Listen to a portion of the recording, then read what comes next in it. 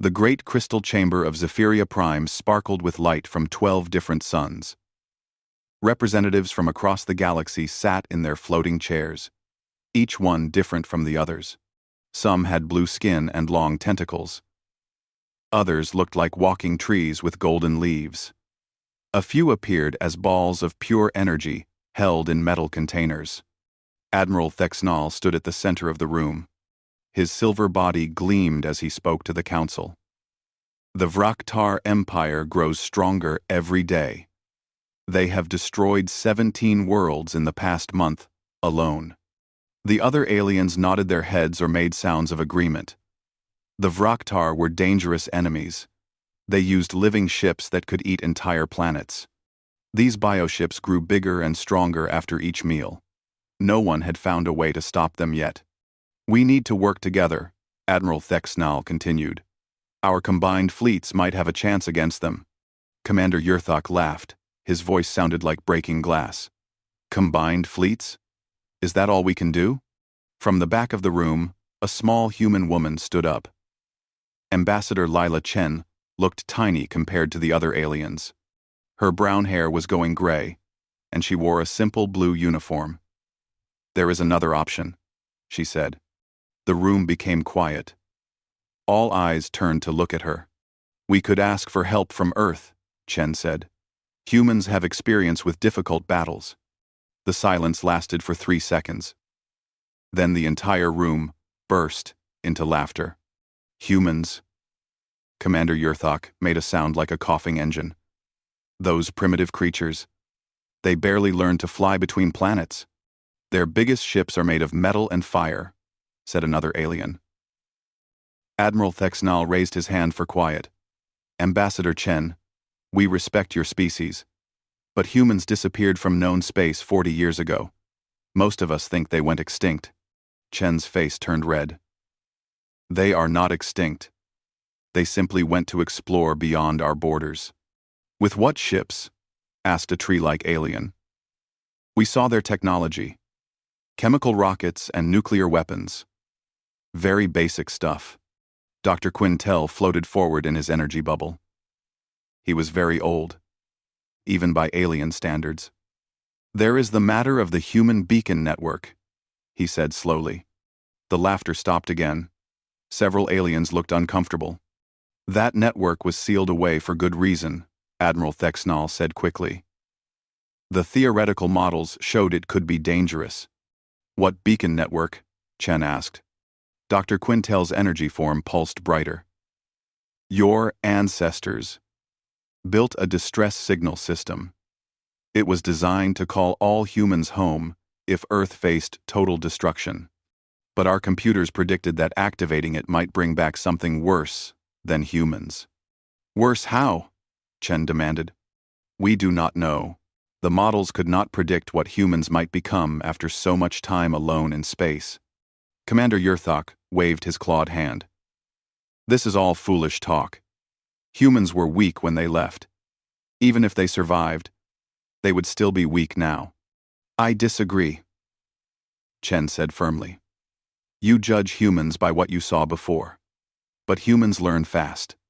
They adapt. They never give up. They give up when they die, Yurthok said with another glass-breaking laugh. Admiral Thexnal called for order. We will vote now. All who support asking for human help, raise your appendages. Only Chen raised her hand. All who support using our combined fleets against the Vraktar. Every other alien in the room raised hands, tentacles, branches, or glowing parts. The decision is made, Admiral Thexnal announced. We fight with our own forces. Chen stood up quickly. Her chair made a loud scraping sound. You are making a mistake. When the Vraktar reach your home worlds, you will remember this day. If we fail, said Dr. Quintel quietly, perhaps someone will consider your forbidden option. Chen walked toward the exit. The other aliens watched her leave. At the door, she turned back. The beacon network is hidden in Vault 7 beneath this building, she said. The activation code is stored in the human embassy files. Remember that when your fleets are burning. After she left, the room stayed quiet for a long time.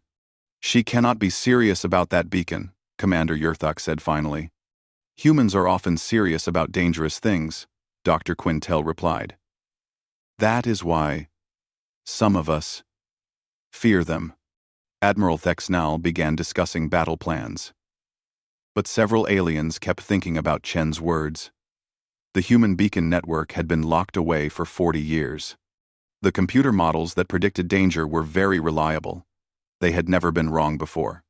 But the models could not say exactly what kind of danger the beacon might bring. They could only say that something would come, something that might be worse than the Vraktar themselves. In her small office, Chen sat at her desk, reading old files. The beacon network had been her grandfather's project. He designed it to work across impossible distances using technology that even the aliens did not fully understand. The files contained warnings in 12 different languages. All of them said the same thing: only use for extinction-level threats. Chen looked out her window at the beautiful crystal city. Soon the Vraktar would come here too. Their bioships would eat the crystals and grow stronger. The proud Galactic Council would learn what real danger looked like. She picked up the activation device her grandfather had given her years ago. It looked simple, just a small metal box with a red button on top. But this little box could send a signal across the entire galaxy and beyond. Chen put the device in her pocket. She hoped she would never need to use it. But if the Council was wrong about human weakness, maybe they were also wrong about human danger. The button felt warm against her fingers through the pocket. Waiting. 3 months had passed since the Council meeting. The Vraktar attack came faster than anyone expected. Their bioships moved like a dark wave across the galaxy, eating everything in their path. The Selenite Republic fell first. Admiral Vexnal died defending his home world. His proud silver ships melted like ice under the bioplasma weapons. The living Vraktar vessels grew bigger after eating the metal and energy. Commander Yurthok's fleet lasted 2 weeks. The Kavarian battle stations were supposed to be unbreakable. Their energy shields had protected them for 1,000 years. But the Vraktar weapons learned how to break through. They adapted to every defense. Now only Kronos Gate remained. This fortress world guarded the path to the core systems where billions of aliens lived. General Mordek stood on the command bridge, watching the long-range sensors. "Report," he ordered. 17 more systems have gone dark in the past day," his aide replied. "The Vraktar are moving faster than our computer models predicted." Mordek was a large alien with rock-like skin. He had fought in many wars, but this enemy was different. The bioships did not just destroy, they consumed. They turned planets into food and grew stronger with every meal. "How long until they reach us?" he asked. 6 hours, maybe 8. Around the fortress, evacuation ships loaded with refugees prepared to flee deeper into the galaxy. Children from many species cried in the loading bays. Their parents spoke in quiet voices about the approaching darkness. Ambassador Chen walked through the refugee centers. She had spent 3 months helping coordinate the evacuation. Everywhere she looked, she saw fear and desperation. A small Selenite child tugged on her uniform. "Lady, where is my daddy?" Chen knelt down. The child's blue skin was pale with worry. "Your daddy is fighting to protect us," she said gently. She did not mention that Daddy was probably dead. In the council emergency meeting, the remaining leaders argued about where to run next. "We should retreat to the Andromeda systems," suggested one alien. "The Vraktar will follow us there too," replied another. "They always follow the food." Dr. Quintel floated in the corner of the room. His energy form looked dimmer than before. "We are discussing evacuation plans. But we are not discussing solutions." "What solutions?" demanded General Mordek. "Our fleets are destroyed. Our weapons do not work against them. There is still the human beacon," Dr. Quintel said quietly. The room became silent. Everyone remembered Chen's warning. From 3 months ago. That beacon is too dangerous, said one alien. The computer models predicted terrible results. More terrible than extinction? Dr. Quintel asked. Before anyone could answer, alarms began ringing throughout the fortress. Red lights flashed on every wall. Vraktar scout ships detected at the system edge, announced a voice over the speakers. All ships prepare for immediate evacuation. Through the windows, they could see the first bioships entering the system. They looked like giant fish made of metal and flesh. Glowing veins ran along their sides. Sharp teeth covered their fronts. Chen left the meeting and ran through the corridors. She knew where she needed to go. Deep beneath the council chambers, past 7 security doors, the human beacon waited in its sealed vault. The vault was small and dark. In the center sat a simple device that looked almost primitive compared to alien technology. But Chen's grandfather had built it using principles that even the aliens did not understand. Warning labels covered the walls in many languages. Danger. For extinction threats only. Warning. Unpredictable results. Caution. May summon unknown forces. Chen stood before the beacon with her hand on the activation switch. Through the thick walls, she could hear explosions as the Vraktar ships reached the outer defenses. She thought about the children in the evacuation centers. She thought about the proud aliens who had laughed at human weakness. She thought about her grandfather, who had designed this beacon as humanity's last hope. The explosions grew louder. The lights flickered as Kronos Gate's shields took damage. Computer, she said to the room's AI system. What are the current survival odds for galactic civilization? Based on current Vraktar advancement rates, total extinction probability is 96% within 1 year. Chen closed her eyes. When she opened them again, her hand was steady on the switch. Forgive me, grandfather, she whispered. I hope you built this thing to call heroes, not monsters. She pressed the button. The beacon came alive with a deep humming sound. Lights raced along cables that ran through the walls and up toward space. High above, hidden transmitters began broadcasting a signal that traveled faster than light itself. The signal spread outward from Kronos Gate like ripples in a pond. It passed through normal space and hyperspace and dimensions that had no names. It carried a simple message repeated in old human languages. Children of Earth, come home. The darkness rises. Your family needs you. But the signal carried more than words. It contained data about the Vraktar threat, tactical information, and coordinates for the fastest route back to the galaxy. Chen sat down on the floor next to the beacon. She felt very tired suddenly.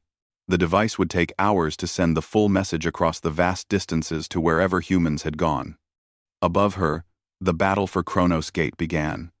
She could hear the fortress shields failing under bioplasma fire. Soon, the evacuation would be complete. The aliens would run to their next defensive line. But somewhere in the dark between galaxies, ancient receivers were waking up. Humans who had spent 40 years traveling and growing and changing were hearing the call. Chen smiled as the vault shook from explosions above. She had kept her promise to the galaxy. She had pressed the forbidden button. Now everyone would learn what humans had become in the darkness beyond the stars. Far beyond the galaxy's edge, in the cold darkness between star systems, massive structures drifted through empty space. They were not ships in any normal sense. They were cities, factories, entire worlds enclosed in shells of strange materials that bent light around them. These were the human arcs. 40 years ago, when humanity left known space, they had not simply run away. They had gone to build something new. Admiral Sarah Chen Volkov stood on the bridge of the flagship Indomitable. She was tall and strong, with silver hair and eyes that seemed to glow with inner light. Like all humans born in the deep dark, she had been changed by decades of genetic improvement and technological enhancement. Admiral, called Lieutenant Torres from the communications station. We're receiving the beacon signal. Sarah turned quickly. They had been waiting for this signal for 30 years. Every human in the fleet knew what it meant. "Put it on the main screen," she ordered. The bridge filled with the sound of an old human voice speaking in 12 different languages.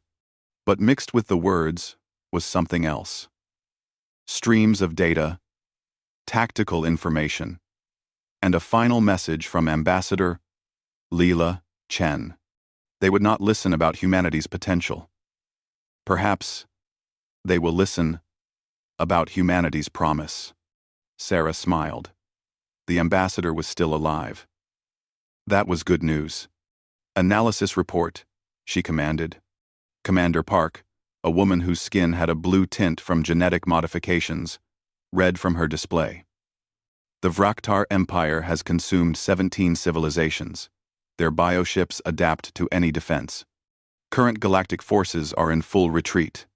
Estimated time for total galactic extinction? 6 months, maybe less." Sarah nodded. This was exactly the kind of crisis the beacon was designed for. Send the signal to all ARC fleets. Full deployment pattern. Full deployment pattern. Full deployment. Full deployment. Full deployment. Full deployment. People deployment pattern. "Yes, Admiral. Should I wake the sleepers?" Sarah paused. The sleepers were humans in deep hibernation who had volunteered to sleep until humanity faced its greatest challenge. There were millions of them scattered across the ARC fleets. Not yet. Let's see what the active population can handle first. Across the dark void, other human ARCs received the signal. Each fleet specialized in different types of warfare and technology. The Gene Forge colonies had spent 40 years learning to redesign life itself. The Voidwalkers had discovered how to fight in dimensions beyond normal space. The Machine Heart Alliance had merged with artificial intelligences in ways that went beyond alien understanding. Captain Elena Martinez commanded the Bio-Warfare Division aboard the ARC ship Evolution. Her crew were no longer entirely human, in the old sense. They had modified themselves to survive in space without suits, to think faster than normal humans, to see across multiple dimensions. "Orders from the Admiral," her communications officer reported. "We're to begin stealth insertion into Vraktar territory." Elena smiled. Her teeth were white and very sharp now. "Excellent. It's time to show these bioships what real biological warfare looks like." The Evolution changed course toward the galaxy. But it did not travel through normal space. Using technology developed in the deep dark, it shifted into a dimension where distance had less meaning. The ship would arrive in Vraktar space in days instead of months. Meanwhile, Admiral Sarah Chen Volkov studied the tactical data from the beacon. The Vraktar seemed very dangerous to normal galactic civilizations. Their bioships adapted and evolved after each battle. They consumed planets to grow stronger. But humans had spent 40 years preparing for exactly this kind of enemy. They had fought things in the dark void that were much worse than the Vraktar. They had learned to adapt faster than any biological enemy could match. "Commander Park," Sarah called. "Begin Phase 1 operations." "Yes, Admiral. Deploying hunter-killer teams." In the deepest parts of Indomitable, soldiers prepared for deployment. But these were not normal human soldiers. They wore armor that existed in several dimensions at once.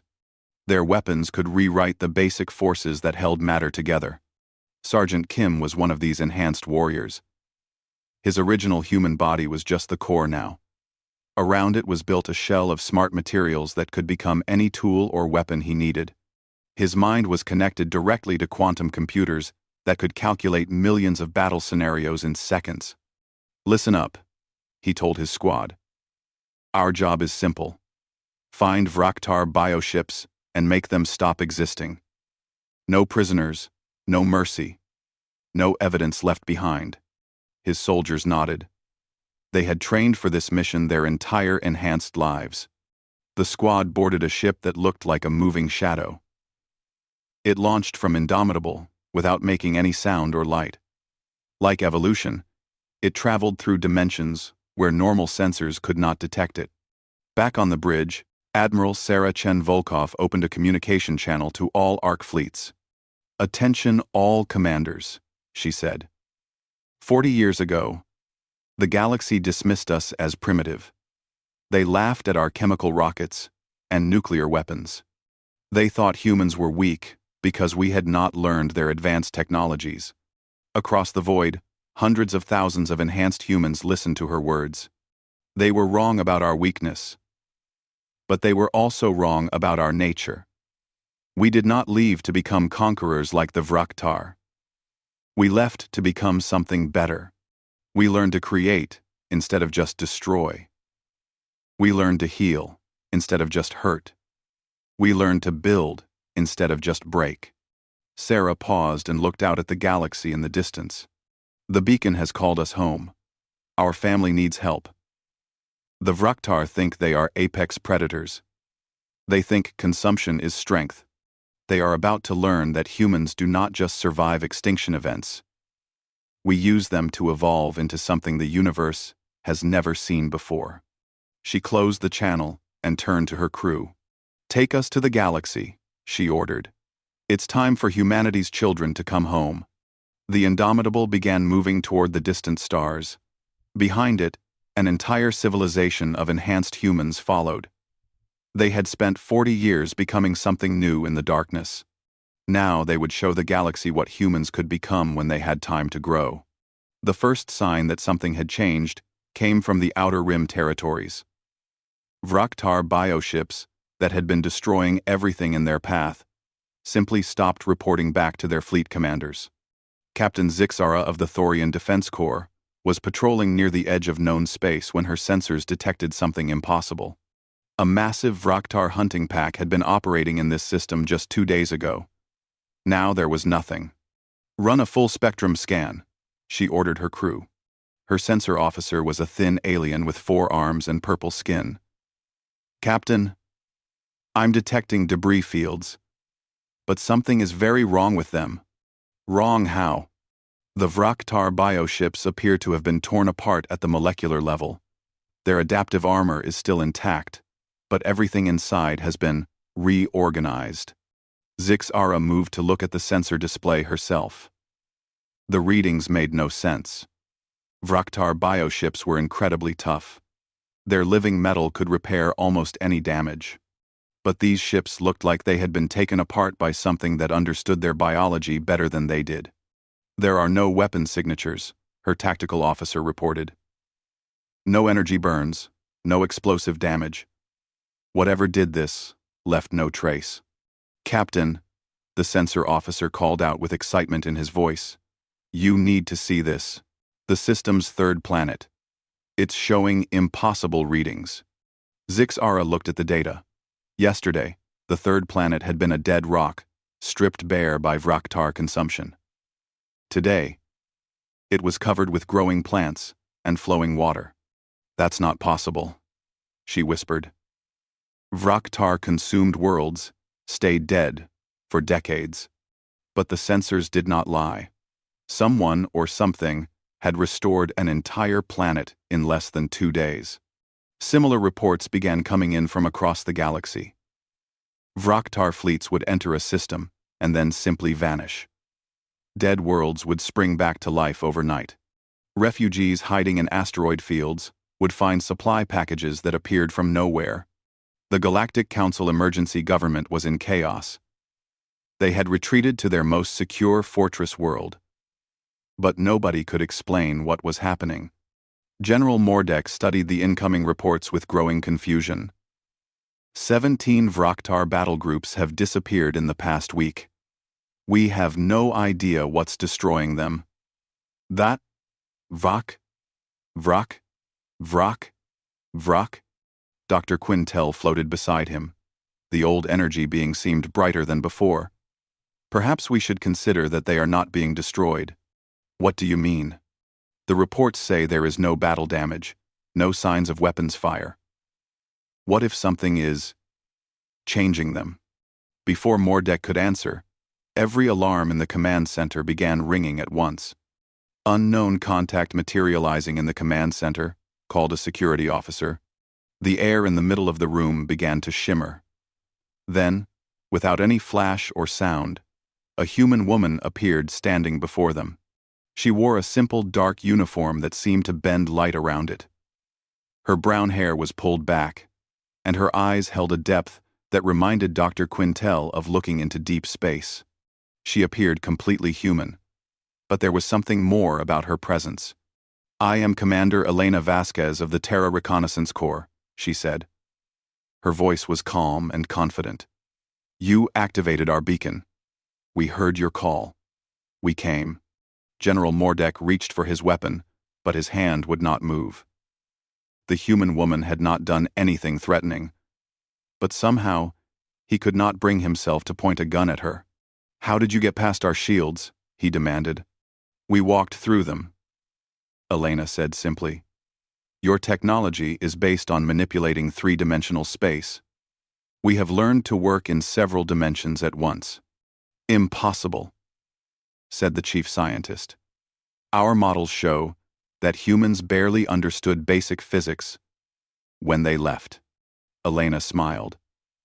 "Your models were 40 years out of date. Humans learn very quickly when we need to." "Ah!" Dr. Quintel moved closer. "What happened to the Vraktar fleets?" "We are helping them," Elena replied.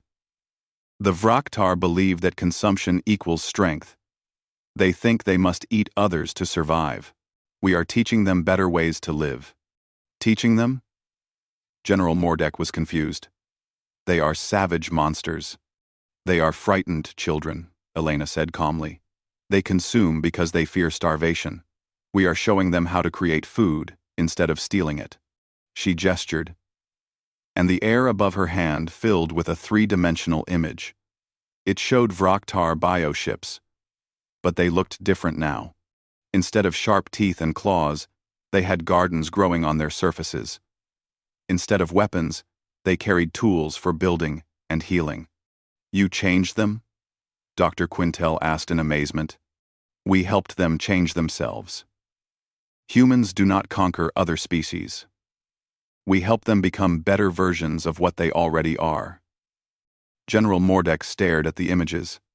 "How is this possible? The Vraktar have been savage for thousands of years."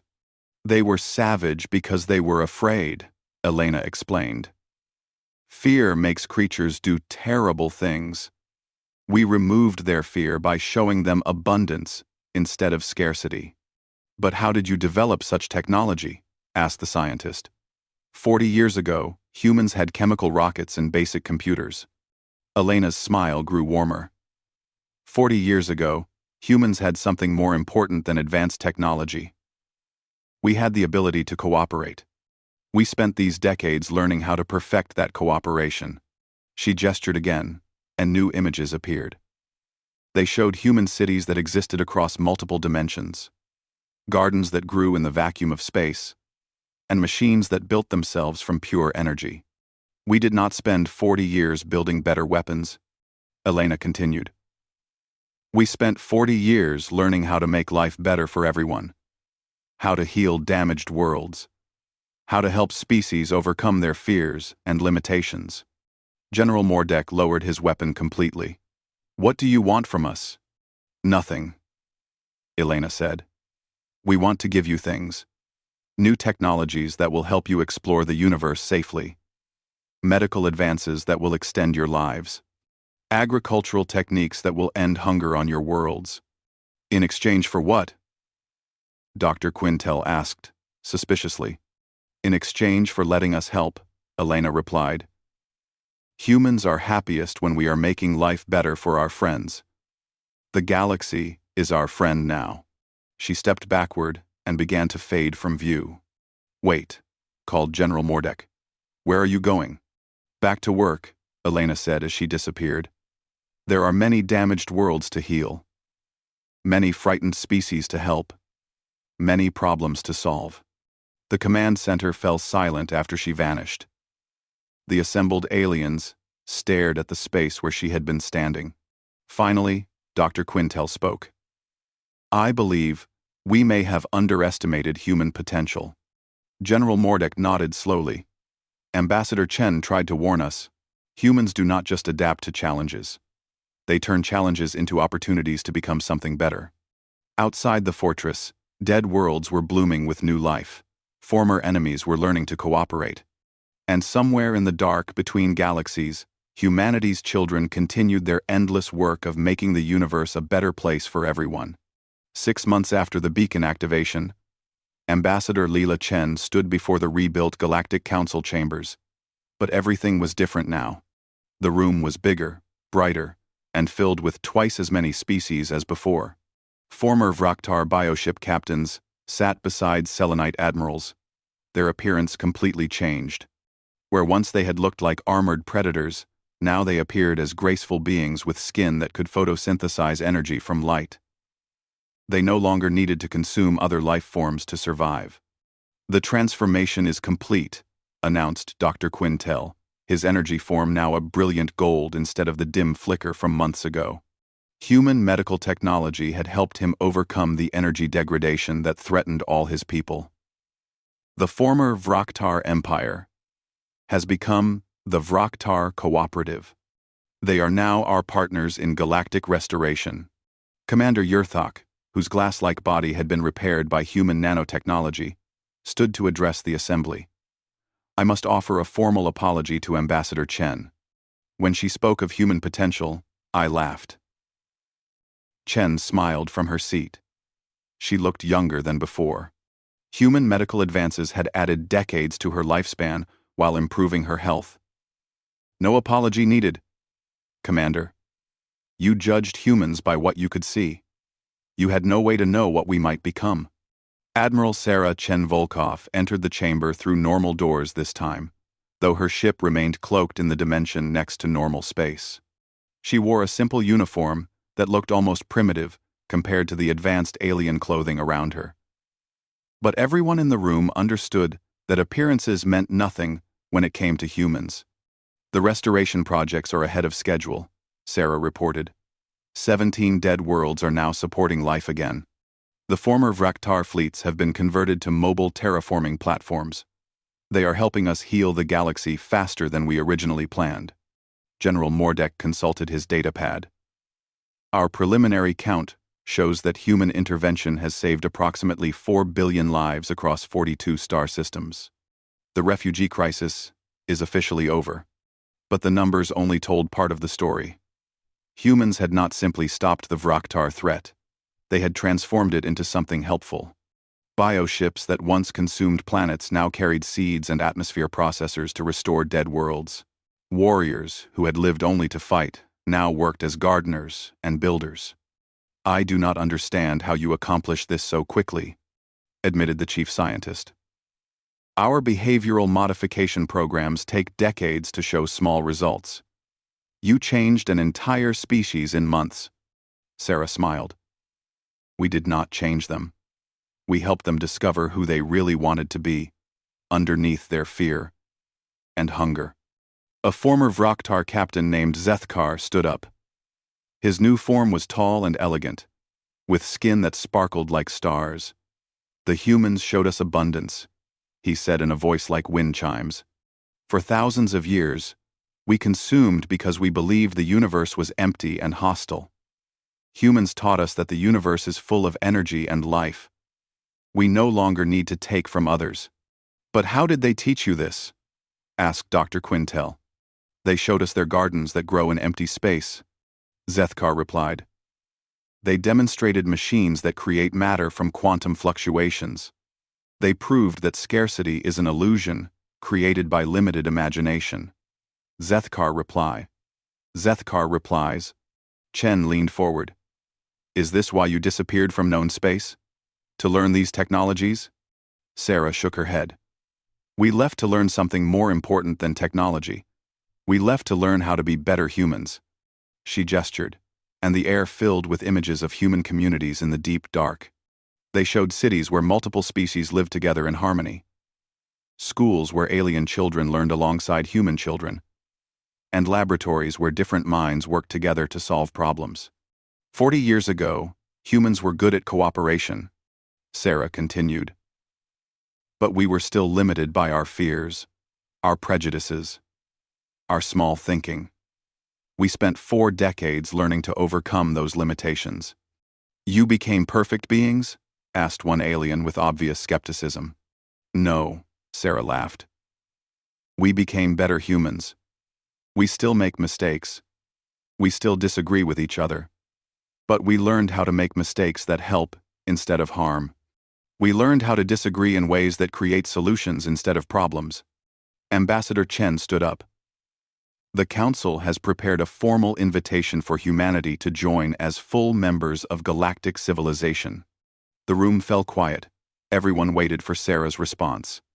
We are honored, Sarah said carefully. But we must decline formal membership. Disappointed sounds came from many aliens. After seeing what humans could accomplish, they wanted them as permanent allies. However, Sarah continued, we offer something better than membership. We offer eternal partnership. Dr. Quintel's energy form pulsed brighter. What does that mean? It means humans will continue to live in the deep dark, exploring and growing and learning. But we will always be watching the galaxy.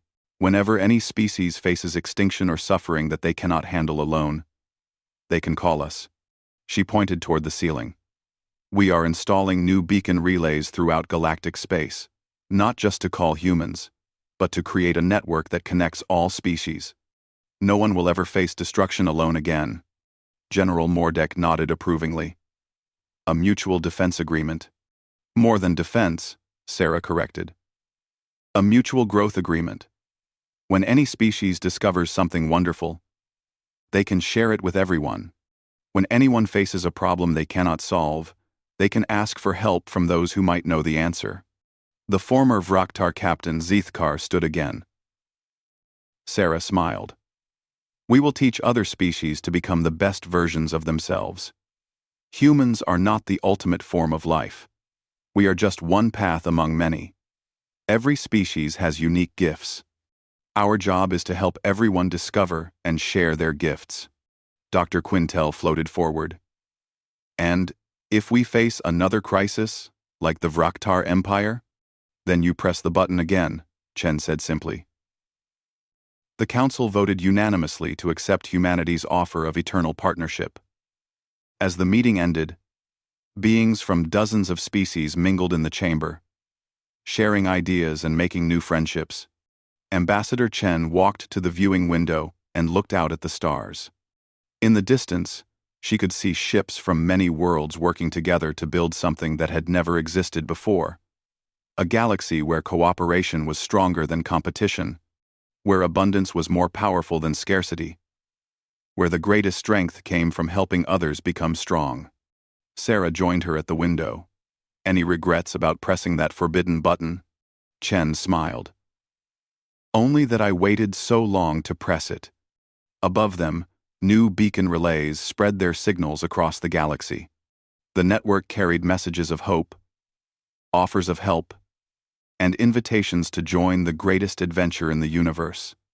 The endless journey of growing into something better than what you were before. And in the deep dark between galaxies, human arcs continued their voyage, ready to answer the call whenever their family needed them. The forbidden button had become a promise that no one would ever face the darkness alone again.